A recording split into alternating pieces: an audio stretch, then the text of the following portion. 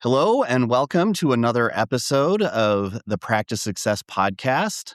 I'm your host, Chad Saley. And today on Practice Success, I'm excited to welcome Jennifer Witts. She's a partner in the client advisory services at CohnReznick. Jennifer is a CPA and operational finance leader who helps businesses scale their accounting and finance functions in ways that deepen client impact while strengthening internal operations. Her experience Her experience spans designing scalable, tech-enabled processes, operationalizing financial data for smarter growth decisions, and advising clients as both a CFO and strategic partner. We're excited to dive into how firms can operationally scale, win the right clients, and sustain growth without sacrificing clarity or service quality.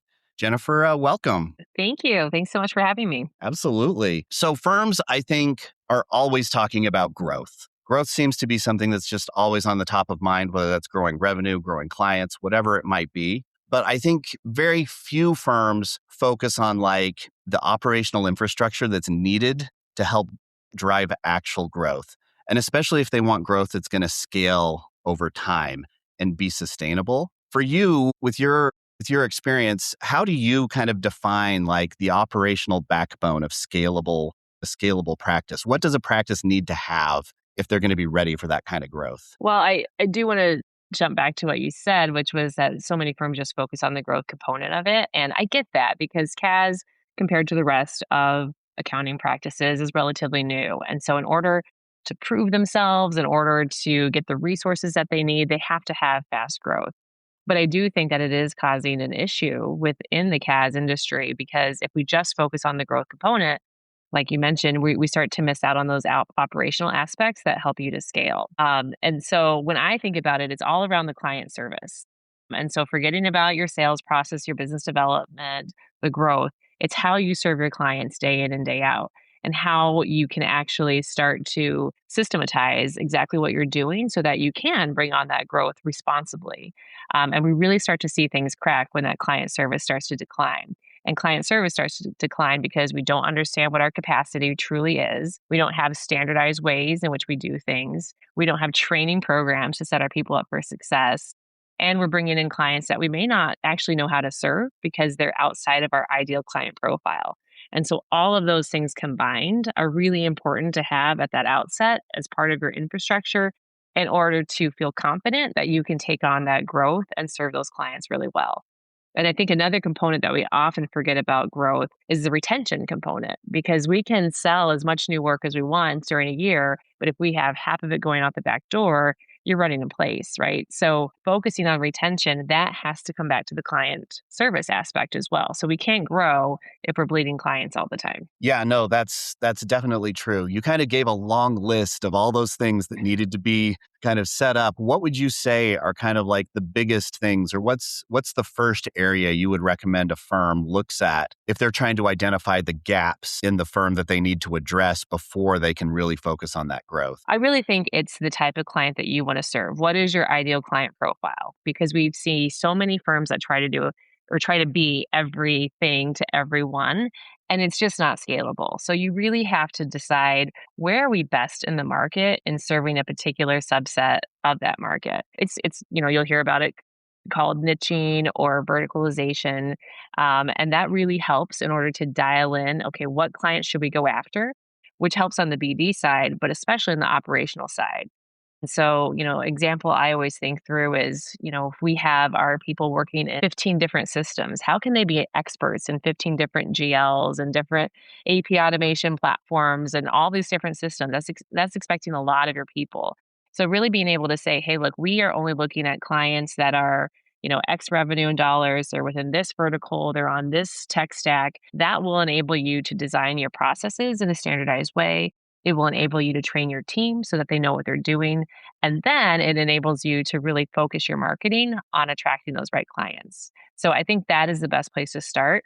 And it's difficult. It's really difficult because when you are trying to grow a practice and you get a partner or an external lead and it's going to be great revenue, it's going to look great top line, but it doesn't fit what you're doing, it's so hard to say no to that because you need it. You need those wins in order to grow your practice. But to be disciplined around that and say, this is going to detract from what it is that we're trying to do. And we may actually not end up serving that client well, which means we could actually be underwater on that client because we don't know how to perform well for them. That's a worse scenario. So it takes a lot of discipline and a lot of restraint to say no when those opportunities come around. How do you, and I'm thinking about a firm and like one of those clients comes along, if the whole team's not on board with like saying no, if they feel like, how do you make that argument to leadership that no, this isn't the right kind of client, and that's, we really need to, we have an ICP on purpose. What? Yeah, I mean, that's a really hard question. And it's going to vary depending on the firm and the type of relationship you have with your leadership team. One of the dynamics that happens a lot is if, let's say, I mean, tax is a great example of good referrals for CAS practices. They have tax clients all the time, they need good accounting. So that relationship there needs to be strong. And if tax keeps coming to you and you keep saying no, they're going to get frustrated and they're going to stop, right? And so you have to keep that door open. And then you also get the other side of it, which is, okay, you're saying no, but this is a really big client. We want to make them happy. So you just have to do it, right? Because we are concerned about the overall relationship, not just the practice of tax or CAS, right? So it's considering the full relationship. So those pressures and challenges do happen. Unfortunately, I think sometimes we've got to make the best call based on the dynamic of the organization.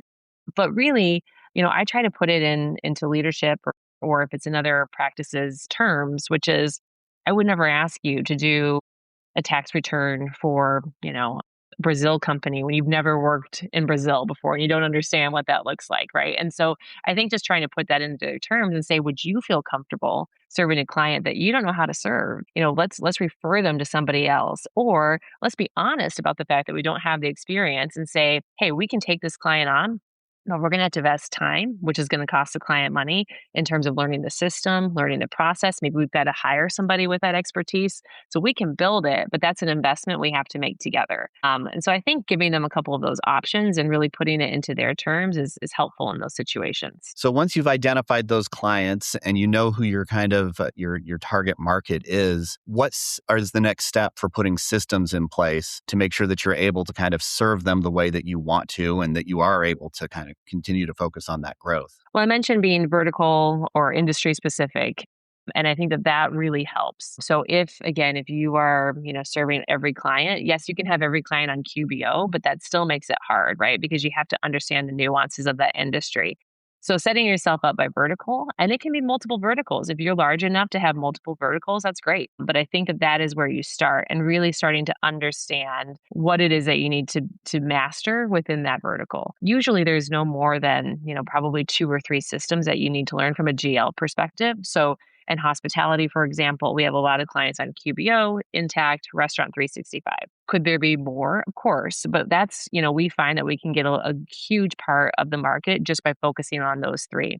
Where my counterparts in real estate, same thing. They'll have QBO, Intact, but then instead of Restaurant 365, have Yardi. And so we're able to really kind of share some resources around those common technologies, but then get very nichey where we need to. And so I think having that focused approach from a tech stack perspective is really great. Another thing that we have done that I encourage all firms to do, especially in recent times, is to have someone dedicated to looking at the market and understanding what's out there. So there are constantly, and there are constantly new players with AP automation, with AI, with practice management softwares. There's so much that's out there.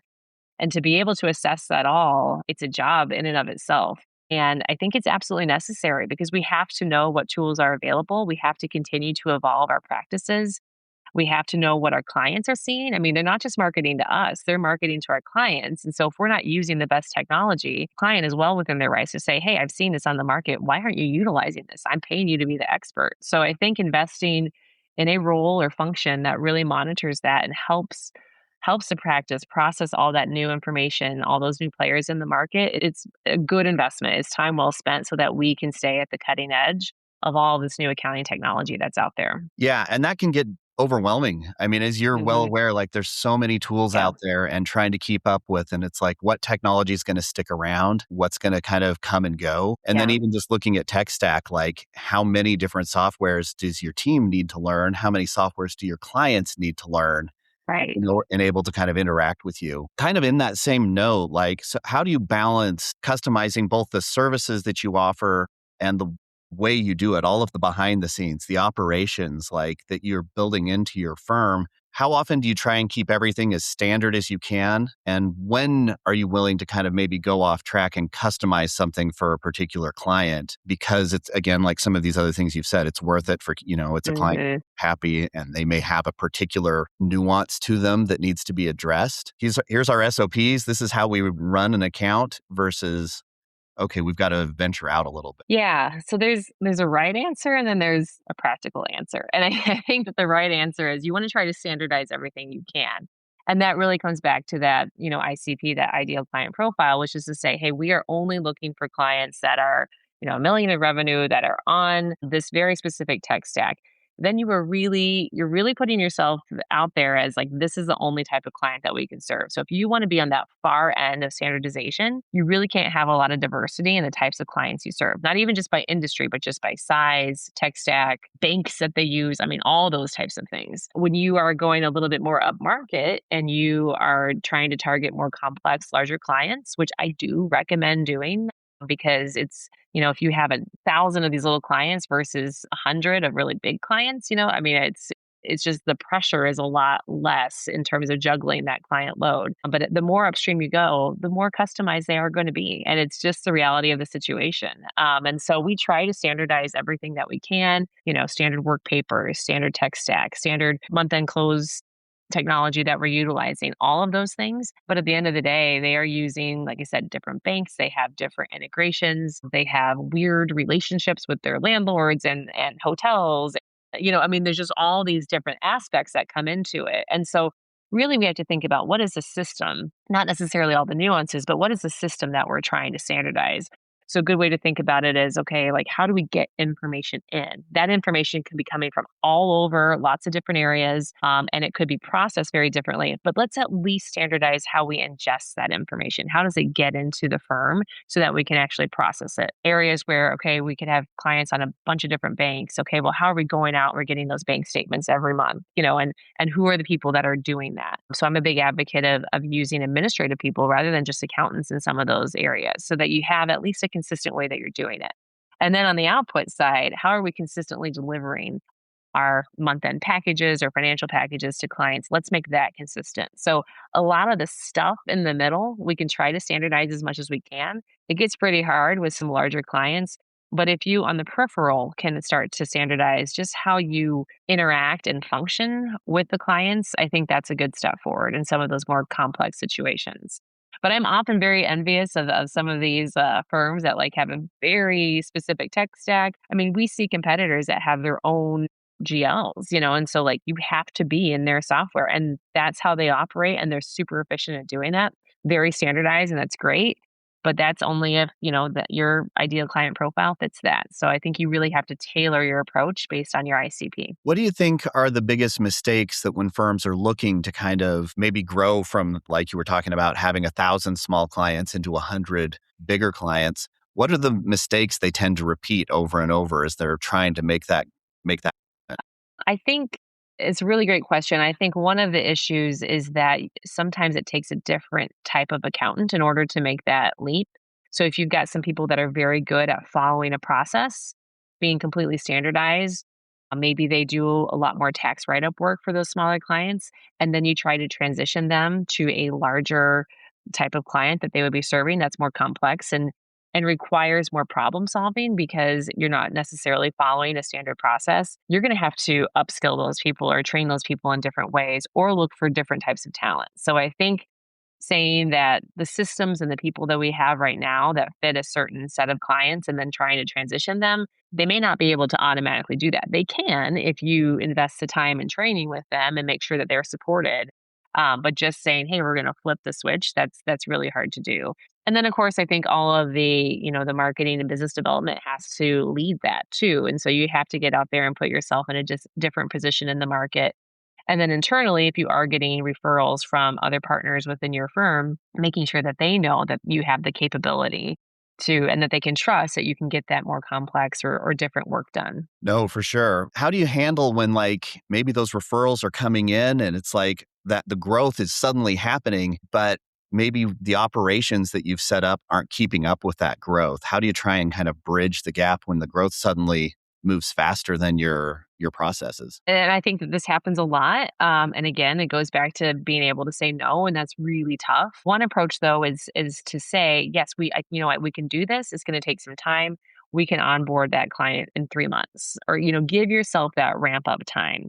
And I think that that allows you to prepare for it, and it shows that you're being honest with your partners. I think the last thing you want to do, and I've always said this, is when you start to underdeliver for those CAS clients and they tell that tax partner that brought that in, that trust just starts to erode quickly. And once you've lost that trust, it's really hard to get back. So taking a risk and doing something that you don't know if you're capable of actually delivering on, that's not just one client. That could be huge long-term damage. So you've really got to be careful and honest in those situations. And just, if you want to make it happen, which I've done before, where it's like, hey, look, we don't have a type of client like this, but we think we need to learn this type of client. Give us a couple months to ramp up for it. Let's work together on it and support each other on it. Let's make sure I have it properly staffed. I think being honest about and upfront about that and giving yourself that ramp up time can really help. But if you're just starting out, you sometimes do have to take a few of those risks, right? Because you've got to gain that experience and those reps in terms of serving that type of client if you do want to be successful in that market. Yeah, I mean, there's certainly something to be said for stretching as a way of Hmm. personal growth, and that's how you improve and you get better by taking on maybe those extra things. It's just obviously being able to balance how much, and then are you building the back end and the behind the scenes up so that it meets where you're headed. You've built a good operation. That's kind of the key to ensuring that you are going to give the clients the service that they are expecting, that it's going to be a positive referral. The tax people are going to be like, man, thank you so much. You're really taking care of my client. Let's talk a little bit about how having those good operations and having that good process sets up for a better client experience. And it does make, the whole thing with the client run smoother and easier. Well, I think if you are serving a client, you don't have the experience, you don't have the standardization in your process, they're going to know. It's not one of those like, oh, it's behind the scenes. They may not know. No, they know because you're taking longer to get back to them. They're noticing a few errors in whatever you're delivering. And so, again, especially in today's world where we're pretty transparent, we communicate very easily back and forth. They're going to feel whether you're confident in what it is that you're doing or not. And I think the big thing is that clients are now, not just looking for you to deliver the report, but to actually explain the results, to talk them through things.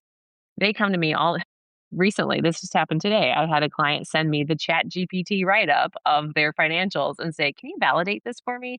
It's like, okay, so that this is how we're doing it, where you're already ahead of me and you're actually going and doing this. And now I'm having to go in and make sure that this is correct. So they are very intelligent. They're very progressive in terms of how they're managing their own finances. And so they can easily find out if you are not competent in what it is that they're asking you to do.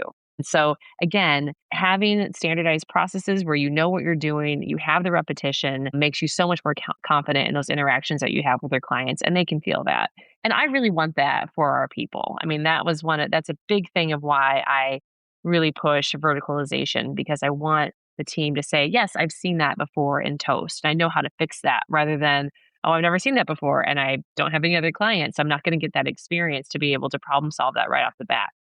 Feels really good when you start to see common themes and you become the expert in solving that for your clients. And I think clients really appreciate that. Yeah, we talked a little about how when growth gets ahead of maybe your operations, but I think the flip side of that is when you have a really solid operational process set up and you've got experience and you know what works. Talk a little bit about how that makes it so much easier than when you bring on a new client, you're ready to go. There's no questions, Hmm. and you're able to just kind of jump in. Maybe talk a little bit by having that good foundation, how that sets you up to get those new clients. Yeah. Well, I mean, the onboarding process I believe, is the most important process that you're going to have with the client. That's setting that first impression, and it's setting your team up for success, whether the client feels it or not. The way that you organize the work papers, the way that the chart of accounts is structured, the processes that you set up, If that is all done well, then every subsequent month is going to run well as well, right?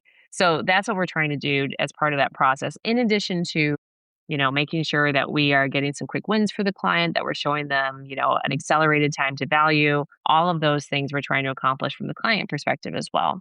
And so when we have those repetitions, we have that standardization on how we do that, we are quickly able to onboard the client. We know exactly what we're asking. We don't have to go back to them multiple times. We're able to accomplish so much more faster. And so that concept of time to value is so important. When does the client actually feel like, yes, I'm so hired or so glad that I hired this firm to work with me because I'm feeling the impact of their efforts. And so again, if you have all that standardized and you understand the systems and the processes, it's not a difficult thing to learn and realize. You're just able to provide value much faster.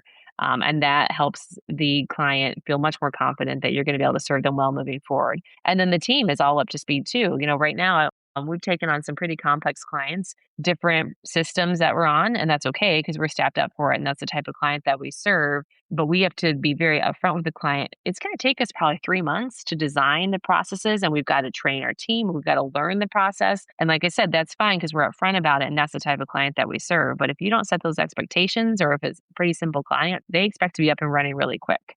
So that standardization really helps in those areas. What would you say are kind of those operational indicators that a firm isn't ready for new clients, that they're at capacity? What would you look at, and what, as far as like showing, nope, we're good, this is where we're at, and if we want to grow, we've got to address other issues, not just bring on Mhm. more clients? I'm trying to prioritize and what would be the biggest one, but I think the biggest one is just retention. So if you have poor retention, it means your clients are not getting served. So you do not have the capacity or the know-how to serve those clients the right way, and they're going to quickly make a switch because it's such a competitive landscape right now. So if your retention, if you're seeing that grow in particular areas with particular team members, that's a huge indicator, as well as people turnover. So when you start to lose people, it's because they're very frustrated of the workload that's being put on them. They can't operate efficiently. They're being pulled in a ton of different directions. They don't feel like there's any time for growth or innovation for themselves. So you start to lose people as well. And so I think those two things are the biggest indicators that you've got some operational things to fix in order to continue on your growth journey. No, exactly. I think those are great points. What role would you say that like pricing transparency plays in attracting the right clients? Because again, you can have standardized pricing for everything you do, but then every client's going to maybe have different needs or different things. How important is pricing transparency? It's incredibly important in the accounting industry, but any industry, right? I mean, it's just clients don't want to feel confused by the pricing. They want to make sure that it's fair and they want to make sure that they're receiving value. So pricing I could talk about all day long, and I don't have it figured out yet because it's so nuanced. It's very complex, and you want to standardize. And right now we're talking about fixed fees because we want to make sure that we take advantage of AI that's introducing itself in our processes and making us more efficient. But we also need to think about the positioning of the pricing. And I think that's a huge thing is, where do the clients see the value? We know it's not on hours. We absolutely know that. So what is it that they are valuing more than anything else that you can do some price discrimination on and say, okay, this is what we will charge more for? And I think again, it depends on the type of client you're serving and the vertical, but it's really being able to pinpoint how do you position it in a way where the client says, yes, that's the value that I want to receive. And so we're still working on that, but that also you kind of have to walk back from that and really make sure that you have that operational infrastructure so that you understand what does it actually take for you to serve that client. And so many times we do not have good data around that. We may have total hours, but again, that's not a good indicator of what the value should be. And we also don't know how to break that down by the component parts. How many bank accounts do they have? How many reports are we sending out?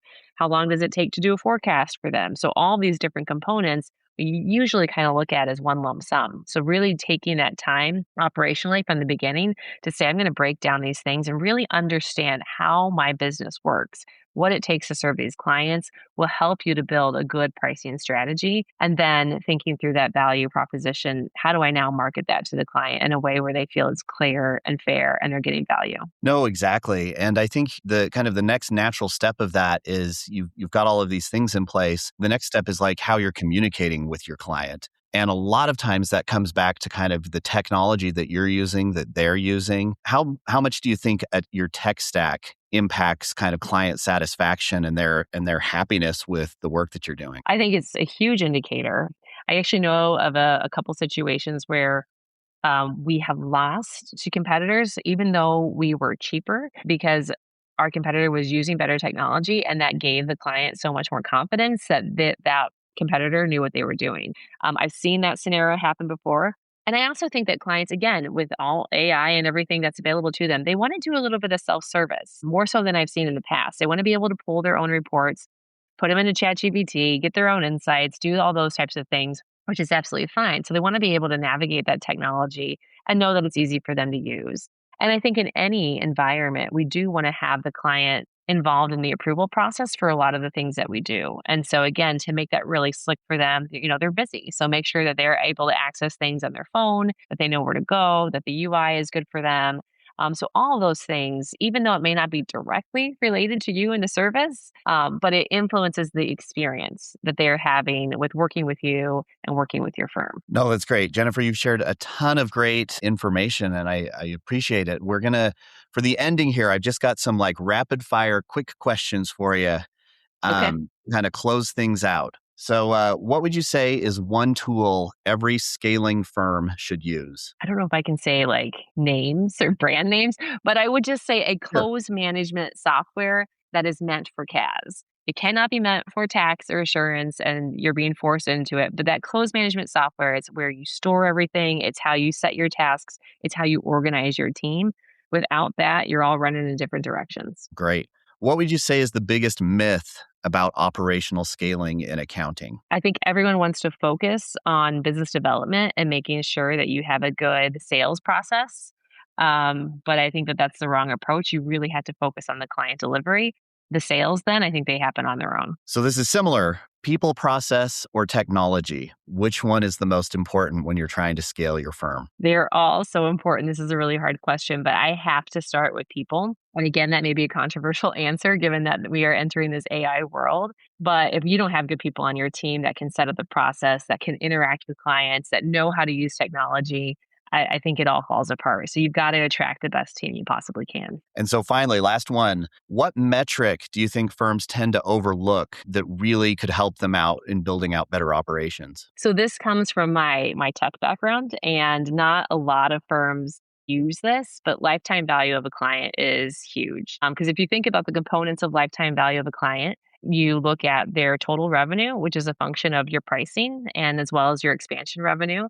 You multiply that by your margin, which is a function of how efficiently you serve that client, and you divide it by your churn number or your client retention. And so, how well are you keeping your clients? And if operationally, I've got pricing, expansion revenue, margin, and client churn under control, I don't think I need to worry about anything else. So, that to me is the holy grail of that is the metric that if you are really breaking that down and operationally successful in all those components, I think you're going to be very successful. No, that's great. Well, thank you so much for coming on today. We appreciate your time. And that's it for our episode today. Thank you, everyone, for listening and have a great rest of your day. Thanks so much.